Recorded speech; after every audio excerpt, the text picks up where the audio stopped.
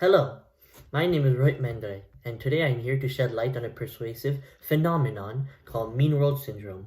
The term Mean World Syndrome was coined by George Gerbner, who was a communications professor.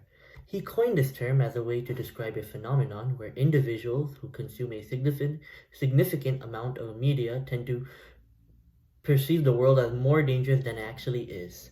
An article created by Rachel Krantz Kent, who is a supervisory economist in the U.S. Bureau of Labor Statistics, says that the average American watches over 3 to 4 hours of television per day.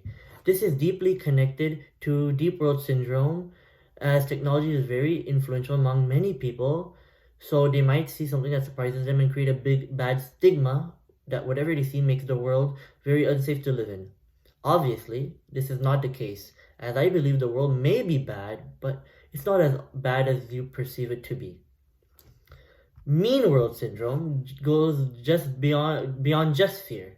It dives into the desensitization of violence that occurs with prolonged exposure to negative media. The constant portrayal of aggression and brutality can lead to a numbing effect, blurring the lines between fiction and reality. For example, consider how repeated exposure to violent scenes can impact our emotional responses, making us less sensitive to real-world instances of aggression. This desensitization has implications on how we perceive and react to violence in our communities.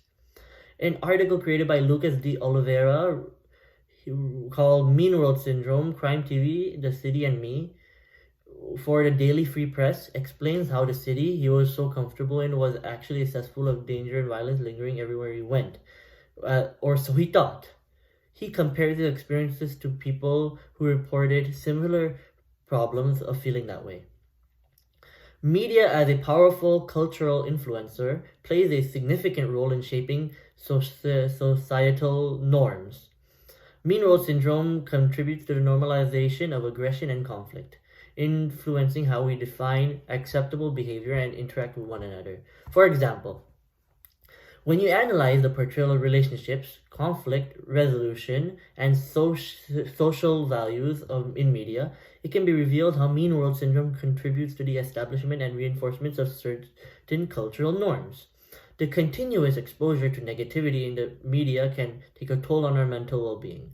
Mean World Syndrome is associated with increased stress, anxiety, and sometimes even symptoms of post-traumatic stress disorder, otherwise called PTSD, in some extreme cases. Infant research shows that